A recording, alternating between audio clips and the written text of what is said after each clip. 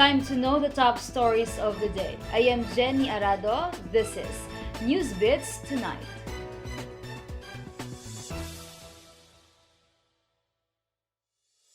Davao City's Public Safety and Security Command Center assured the public that the city had already laid down contingency plans should the new virus from China enter the city.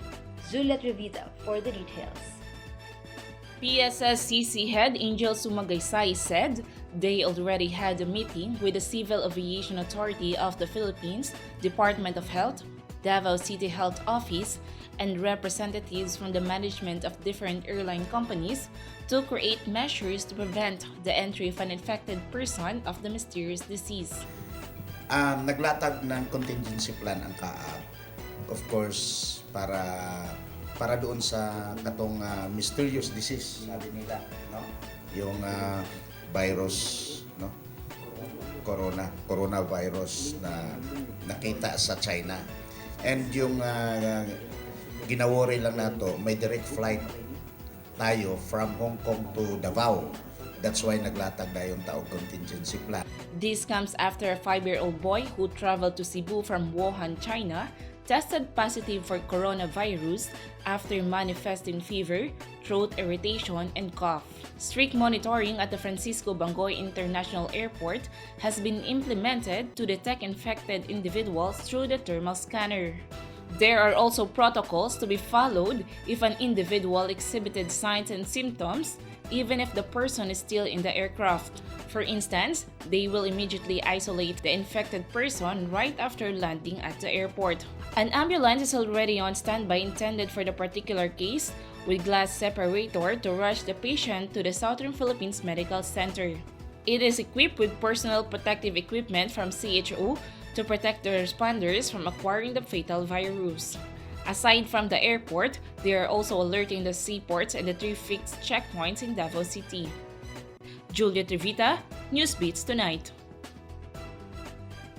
Local authorities said the UCCP Haran in Father Salga Street, housing displaced indigenous peoples from Davao del Norte, is a fake evacuation center. Ralph Yemit has the story.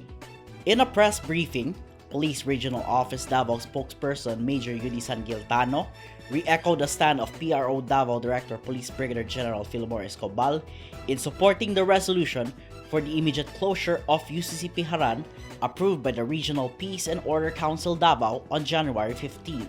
RPOC approved a resolution seeking the immediate closure of the center, which serves as a temporary shelter for some 125 indigenous people's families in various provinces since early 2015.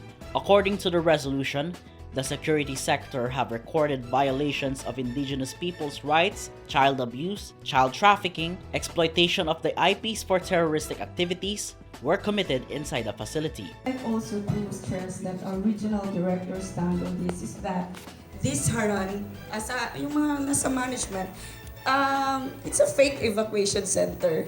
Our regional director stresses that kasi tingnan natin, we were receiving reports na ginagamit, ina-exploit yung mga lumad na nandoon sa Haran.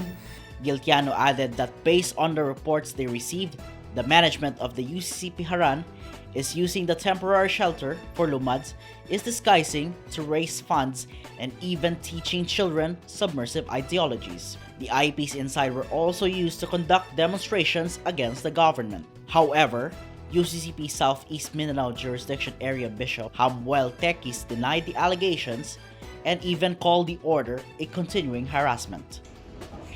The continuing harassment and possible filing of charges against UCCP Haran Mission Center is a threat against the commitment of the Church to do Christ's mission of ministering to the oppressed and the marginalized. Department of Interior and Local Government Davao Director Alex Roldan meanwhile questioned the sincerity of the Haran administrators.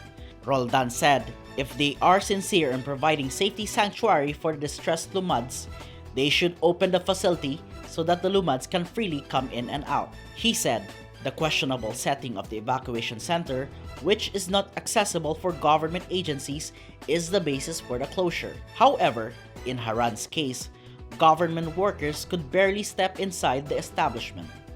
Rolf Yemit, NewsBits Tonight. Active members of the Social Security system who are victims of last year's earthquake are encouraged to avail of the 443 million peso worth of calamity assistance package. Rob Gumba has the story. SSS Davao Public Information Officer Greta Fequaile said the pension fund had started offering calamity loan and direct house repair and improvement loan for members, an advanced 3-month pension for pensioners starting November 18, 2019. Quayle said qualified members and pensioners are from the earthquake-stricken areas, namely the provinces of Davao del Sur and North Cotabato, Kidapawan City, and municipalities of Bansalan and Matanao in Davao del Sur, and the towns of Makilala and Tulunan in Cotabato. She said an estimated 54,000 members from these areas are qualified to avail the loan. Qualified members and pensioners are those with home address or property in earthquake-stricken areas declared under the state of calamity by the National Disaster Risk Reduction and Management Council. She said Davao City is excluded because the city had only incurred minor damages. For earthquake-affected members who have not yet availed the loan, she said they need to seek barangay certification stating the damage incurred of their houses.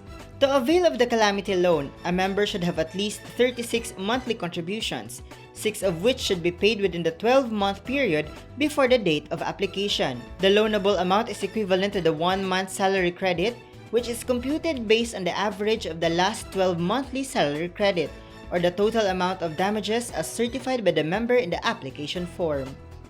Rob Gumba, NewsBits Tonight. To check more stories, visit our website www.sunstar.com.ph/Davao.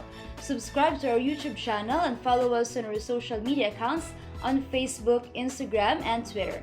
You can also grab a copy of Sunstar Davao at Davao Central Convenience Stores, 7-Eleven, and nearest news outlets. And that's all you need to know for tonight. Good evening.